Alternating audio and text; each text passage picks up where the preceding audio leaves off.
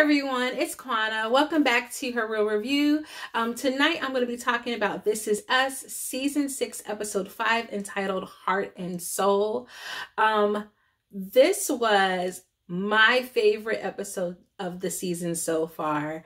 There's so much that happened in this episode. There was a lot of laughs, a lot of energy, a lot of storyline that was covered in this episode. And so I'm going to break all of that down for you and tell you what I think it means for the remainder of the season. But before we get things started, do me a favor and drop down below and click the subscribe button. If you're here and you're watching, please join me every week as we talk about This Is Us. And if you haven't joined yet, why haven't you? I would love to have you be a part of the family over here.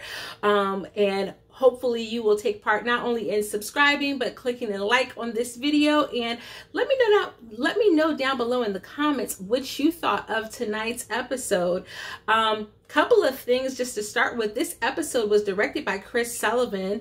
And so I think I'm not going to say, obviously, he didn't write for the episode. He just directed it. But I'm going to give him some kudos because I do think that perhaps the energy that he brings is why we had so many lighthearted moments in this episode, which I was so grateful for. I will say I did not love the cinematography of this episode. There were some moments where I don't know if they used the Steadicam throughout the whole episode, but there were some moments that felt a little jerky and you could feel the movement of the camera a little too much, a lot more than where I'm used to with This Is Us. And so I didn't love those moments, but overall, I thought that the acting and the writing on this episode were so strong. I was so glad to see us moving forward in the main storylines, kind of beginning to escalate to some sort of climax where we can see everything kind of how it's going to tie together. So I thought that this episode was great. Now, I'll be honest, the way the episode started, I didn't know where it was going. So the episode starts back in our flashback. We're back in the 80s with Jack videotaping a little Kate and Rebecca together sitting at the piano, the start of their musical journey. And we know that there have been a lot of trials and tribulations with both of these women with regards to music and with how that brings them together and how that connects their relationship. So I didn't really know how that was going to play out in this episode, especially since for most of this episode, we're not dealing with Rebecca and Kate's relationship at all. We go from there in the timeline to the 1990s. We see a slightly older Rebecca, slightly older Miguel sitting down. It's around 1990, 2000, and they're watching one of my favorite shows from the 90s and early 2000s, Who Wants to Be a Millionaire, hosted by Regis Philbin. Great show. I used to have a ticket on my wall where I kind of said that was my goal, was going to be on Who Wants to Be a Millionaire, along with being on Jeopardy. Long time dream of mine. And then when Regis kind of dropped out and passed over the mantle, I kind of gave up on it because the show didn't feel the same anymore.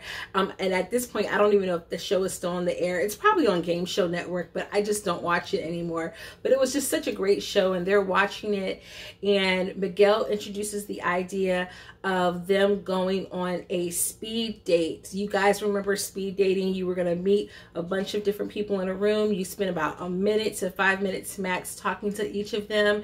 And at the end of it, you could kind of click on who you like. That, you know, for those of you who are younger and over here visiting, this was before Tinder and Bumble and all of those apps. Speed dating was the dating app of the 90s. I was a little too young for speed dating, but I am well aware of it. And in fact, as a teacher, that became kind of the rage, was to start doing like speed dating books and kind of using that as a strategy. I know teachers will grasp at straws to make life entertaining. It was really a struggle for me at first to kind of place where we were in the timeline. And I will say, I did not love the way that Rebecca looked. I feel like they just really struggle with getting how she should look in the 90s and early 2000s, especially juxtaposed to like how old she is now, and it's 2022. So even in that situation where you have a teenage Kate who's around 18 to 19 years old, and now they're in their 40s, they're 41 or 42. So you have to figure about 20 to 22 years into the future. And Rebecca's now like in her 70s. It just kind of felt like she still looked like she was in her 30s, which, I mean, come on, okay, Mandy Moore looks good, but like I would expect her to look just a little slightly older. I think they had her hair a little too long. They should have had it at that shorter angle. But it's been a while since I've seen her 90s look, so maybe I'm wrong. It just didn't feel like she looked the right age. Then we go from there to Kevin and Madison. Y'all, these two just can't seem to get it together. Madison comes out the room, and I was like, she's putting on her sweater. I was like, I know she was not in the room getting her groove on with Elijah, whatever his name is. I think his name is Elijah. No offense, Elijah, but I might still call you Eugene for a while. And he comes out the room, and they were like, oh, they're mostly watching YouTube. Yeah, y'all might have been watching YouTube, but y'all were also getting y'all little, don't try to be slick with us. They are going to be taking the twins out to the museum. Madison asks Kevin if that's okay, because we know that he's struggling with missing out on these first. He says it's okay.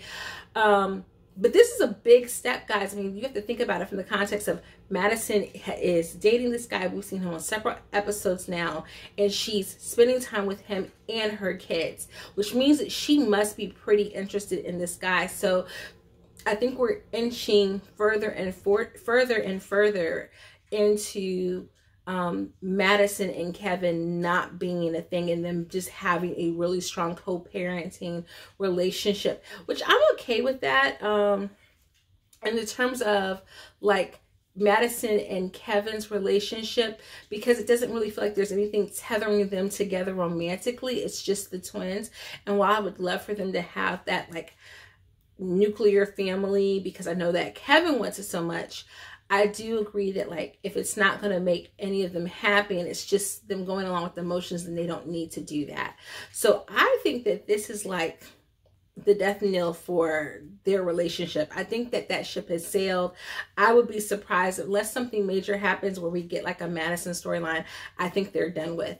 I know this is a lot, so let's jump forward into the big thing, which we know is coming. Malik and Deja are going to sit down and have dinner with Rebecca and Randall and the girls. And they're playing a game of worst case scenario. Hilarious. And they basically scare each other and say, okay, we're going to stop playing this because we're scaring each other with the possible scenarios of what this dinner tonight can be like. While that's going on, Kevin is calling Cassidy again and asking her to meet up with him at the cabin. Another great night, a great moment of the night, which is when Kevin, Nikki, Cassidy, and Edie are all together and they're joking. Nikki is talking about how he's not been with a real live woman in a while. Kevin's like, what does that mean? I don't want to know. And they're going to possibly be doing some romantic, sexy time themselves. And so are Kevin and Cassie, or at least planning on it. It just seems like very much a booty call. And it's so funny because when Kevin calls Randall and they break I feel like it was a breaking of the fourth wall moment. And I really definitely think that this is kind of like an attribution to Chris Sullivan, kind of his humor, his sense of humor. Because Randall basically says what all of us are thinking, which is, Kevin, you are a serial monogamist. You just jump from relationship to relationship. You put all of your eggs in this one basket. Regardless of whether you really know this woman or not, and whether you actually want to be with her and love her because you love the idea of love. Kevin still hasn't gotten over that idea of like loving the idea of love. And Cassidy has to call him on it kind of a couple of times, but Randall calls him on it and says, look, don't propose and don't come. Look what happens when you try to have a one-night stand. You come home with twins.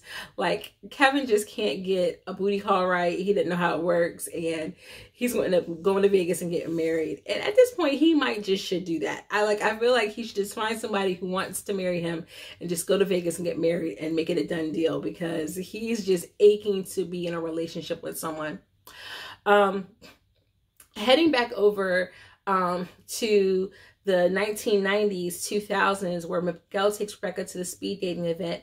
And there were some major flirtatious vibes between the two of them, which I don't know if that was really intentional or if that was just Miguel kind of like, the actor who plays Miguel kind of leaning into what he knows is in the future, which is he's watching his wife, his future wife, in one sense, dating or on these speed dates. And I'm not saying that the 1990 version of Miguel knows that that's his future wife. I'm just saying the actor playing him. And so I feel like the energy that we get between Miguel and Rebecca in their older ages, I feel like a lot of that was still there. Like the seeds of their future relationship were there. And it was really cute. But Rebecca ends up connecting with this guy named Matt from the PTA in the hardware store who she's met before. And they hit it off and they end up going out for coffee. This was my like moment of the night where I was like, WTF, what is going on? They have a nice night. He gives her a little kiss on the cheek. It's cute. She's trying to get back out there. You know, she has been grieving a lot and has been through a lot. And so she's just trying to like stick her toes in the water. And here comes Miss Spoil Sport, Kate. And I'm trying not to judge Kate, guys, but it's going to be so hard for me to be Team Kate when they bring down her and Toby's relationship, because I am just not a fan of like Kate's personality. She basically dogs Rebecca out for going on this date, which, okay, I get it. You know, it's closer to the time that Jack has died. And so she's grieving. She doesn't want to see her mom out there, but she calls her mom a slut. I was so happy. Rebecca turned around and slapped her. I was like, yes, as you should. As you should. How, I don't care what you're feeling. You don't call your mom a slut. And especially when she's not actually a slut. Like, come on. Like, she's not doing anything sluttish. She got a kiss on the cheek in the car after going out for coffee. She wasn't at the Motel 6. She wasn't at the club, you know, getting her groove on, bumping and grinding. Kate is like this close. Like, it's like, yes, okay, smack the mess out of her. We go back to Malik and Deja after Deja has already prepped Annie and Tess on like how to divert their attention away from the big bombshell that she's going to drop on them. After everybody online has been guessing at whether she's pregnant, whether she's going to move in with him, whether they got married yet. Yes, she is trying to graduate early and move in with Malik. A lot of people that I saw online are not happy with Randall's behavior at the dinner, but I feel like he was completely justified. Like, you can't expect a dad, especially a girl dad, to be calm and collected when his 17-year-old daughter says she's going to try to graduate early in order to move to a whole nother state, like several states away, to live with her boyfriend who happens to have a baby, so that she can be with him. Especially when, if you take into consideration, Deja's adopted. They've not had Deja for very long. They got Deja when she was like 14 years old, somewhere between 12 and 14 in terms of the show, because the show's only 6 seasons. They didn't get Deja until like season 3, so, or the end of season 2. So like the idea that like you're going to let this girl who's, you've only had her for 3 years, you're going to let her go off into the world and be a grown woman now, and you're just going to be okay with that. Like, I don't think any parent would be okay with that.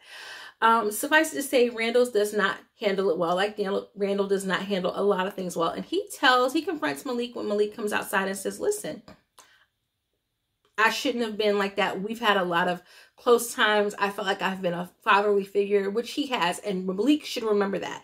Should remember how this man has treated him, and how, despite his apology, they are being extremely disrespectful to her parents by just saying, this is what we're going to do. Not, we're going to talk about this and help us make a decision. No, this is what we're going to do. We made our mind up.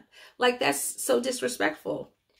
But then on top of it, when Randall says, you have done what's best for you. You graduated. You've gotten into Harvard. You are at Harvard. You're raising your child. And now you're expecting Deja to come off with you. You're not thinking about what's best for her life. You're not letting her carve her own path. And I feel like that was so true, especially when in the context of how long Deja's been with them. Like, she's missing out on all of her high school milestones, prom, graduation, time with friends, going and visiting colleges with Randall and Beth to see where she wants to go, to figure out what she wants to do. You know, all of spending time with Tess and Annie in those final years, because your relationships with your siblings change when you go off to college. They do. All of that. And I feel like just to say that Randall is blowing it out of proportion, or yes, he needs to be careful because teenagers can do crazy things when they are believing they're in love. But like, I do feel like he was justified in what he said. Malik thinks he's being the bigger man by saying, I'm not going to tell Deja what you just said because that will hurt her. Okay, that's fine. No, you shouldn't. He spoke to you as like man to man, as someone who he has had a relationship with, as someone he has mentored, to say, you need to be thinking about this. But no, you shouldn't run and go tell Deja, but you should be thinking about the validity of what he's saying. And you should kind of think about, does your love for Deja mean you can't wait for her to finish school? Because if that's what it means, do you really love her if you can't wait for her to finish her schooling in the way that she should finish her schooling? That's just my theory. Let me know down below in the comments whether you agree or disagree with me. I just don't think that she should do it. We go back over to Kevin and Cassidy. They've gone to get ice cream and he tries to hold her hand and she's like, hold up. What are we doing? No, this is not this kind of relationship. Like, booty call, yes. Holding hands, no. We have two different lives. And she calls him on the fact that she is not the blonde that he needs to be with. What's really telling is when after their conversation, when she talks about the fact that they have two completely different addictions, and because of that, they're not as compatible as maybe Kevin would like them to be. It seems as though Kevin really thinks about what she says and puts some validity. Now, I won't put it past Kevin to try and chase after her, because he's definitely the kind of guy who chases after someone when they don't want him per se. But I do like the fact that what we see him end up doing is she ends up confronting him about the way that he's treating Madison's boyfriend. And if he really is trying to be with Cassidy or explore who he's trying to be with, he needs to let somebody go. And so he calls up Eugene, Elijah, whatever his name is, and tells him, hey, whatever you are going to get something to eat or drink, don't ask Madison what she wants. Just get her something. You know, she doesn't always take care of herself the right way. And if you just get it for her, then she's more likely to eat it, and that will help her out. And he's kind of letting her go. And I think that that is a step in the right direction. Now, you know what they say, you know, if you hold on to something, or if you let it go and it comes back, it's really yours. So perhaps letting Madison go will mean she'll come back to him. But also, if Cassidy is correct that her addictions are not compatible with Kevin, and I trust, as someone who is Nikki's support system and his sponsor, I trust her to maybe make some wise decisions. Does that mean that Kevin is going to get back with Sophie? That could be the right blonde that he should be with. So let me know down below in the comments. I think this is putting Kevin perhaps on a journey where we're going to see him get back with Sophie. But Randall did bring up Zoe. And I know Zoe, I don't know if she got married, I think. I can't remember. I know they interacted when he went on that interview, but it would be interesting to see what happens. But I definitely think that they're putting him on a trajectory for Sophie. So right now, if I was a betting woman, I would say my bet is with Sophie. And then we come back full circle. Well, we're back in the current day with Rebecca and with Kate. Toby's not home. Kate has to go to the school, and so she asked Rebecca to come with her, and Rebecca is the guest pianist for the class, and she's having the time of her life. She's getting back in tune with music. She's so happy. Kate keeps talking about, or at least on the phone to Toby, that she has to tell Rebecca something that she's not sure how she's going to take it. We don't know if it's Kate's going to move with Toby. Well, we kind of know that that's not going to be it, right? Because we know that they're going to blow up in terms of relationship wise. Guys, it's worse. she tells Rebecca that they don't feel comfortable with her being with the kids. Now, I am on the fence with this decision because I think that she could have simply just, at least for a while, avoided Rebecca being with the kids, and could have just like, come up with other excuses why they couldn't be alone for at least a little while. But at the same time, you want to be honest. So I applaud her for being honest, but you could just see how that's completely wrecked Rebecca. Like, first of all, the knowledge of like her memory is going to get worse and it's going to continue to decline. And now her daughter doesn't trust her to be alone with their kids. Like, that has got to be a humongous heavy weight.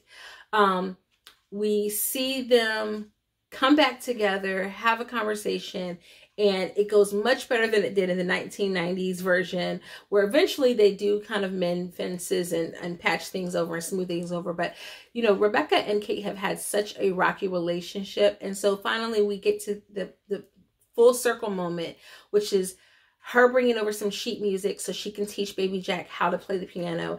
And the music is Heart and Soul, which is like the iconic, whenever I think of Heart and Soul, I think of the movie Big with Tom Hanks. But it's also like one of the few pieces that my husband knows how to play, and he'll like remind me which buttons to push, which keys to push, and he'll play the other part and I'll press. It's like the classic duet. And so it's that full circle moment where we got to see Rebecca and little Kate, and now Rebecca's going to be able to pass that on to Jack. And so the legacy of that moment was so sweet, and I think that that's so touching. Like I said, this episode had so many laughs, so many heavy moments with Malik and Deja, and like the impending doom of it all for that situation, but also like the romance between Edie and Nikki, Kevin perhaps being on the right trajectory for once and making the mature decision to let Madison go and to give Elijah Eugene his blessings, and then the Kate and Rebecca moment, that it's so touching to see these things come full circle. But we definitely have the preview for next week. Well, not even next week, guys. We don't get a new episode until February 22nd because of the Olympics. But when we do come back, we'll get to see Rebecca's relationship with this Matt guy develop. I'm hoping that since we're getting so much of this, guys, that they are going to eventually jump forward into the latter 2000s so that we can get to see Rebecca and Miguel like fully like have a first date or something. But we're going to get that. We're obviously going to get some tension with Kevin and Sophie coming to visit and meeting Matt for the first time. We're also probably going to likely get the fallout from Randall's conversation with Malik, and hopefully putting Kevin on a closer path, perhaps reuniting with Sophie. So the 22nd, I think, is going to be another good episode. But I just think this episode was so good. Like I said, last week's episode was touching and was beautifully done. But I don't love the episodes that don't move the story forward. So I love that this episode moved the story forward because, guys, we only have another 13 episodes until the end, until the finale. And so that may seem like a big number, but it's not when you consider how much ground we have to cover, all the questions that we want answered. So here we are at the end of the video, and it is theory time. All right, so my theory is Kevin's going to end up with Sophie, co-parenting with Madison. So we're going to see Sophie and Madison perhaps show up together. Obviously, we know that Jack... we know that Kate and Toby are going to get divorced. So we know that that's going to happen. So I think that we are going to get Kate with Philip. I couldn't remember his name. Philip, who are going to come up with Jack in the car. That's who they went to go get. So I think we're going to see the three of them, well, and Haley, come up together. And when we get into the future forward scene where Rebecca is going to die. But we're going to get Kevin with Sophie, perhaps even Sophie and Madison together coming up because they're this great co-parenting relationship perhaps.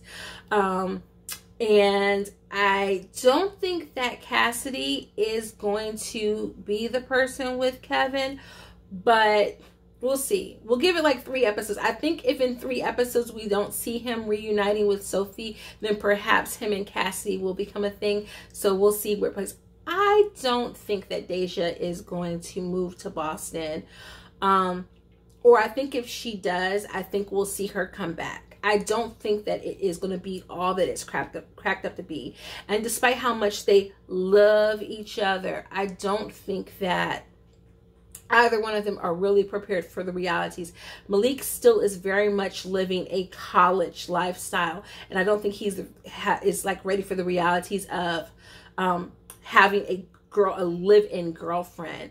Also, where would they get the money? Because yeah, they can live off of loans perhaps or whatever, but she's banking a lot on the charity of Randall and Beth to kind of like give her money to go to Boston.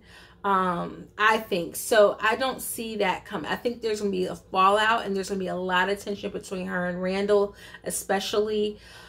And I'm not looking forward to that, because I feel like that's just like a big merry-go-round of like one season it's Tess and Beth, and now then in 1 minute it's Deja and Randall, and then we're coming back to it.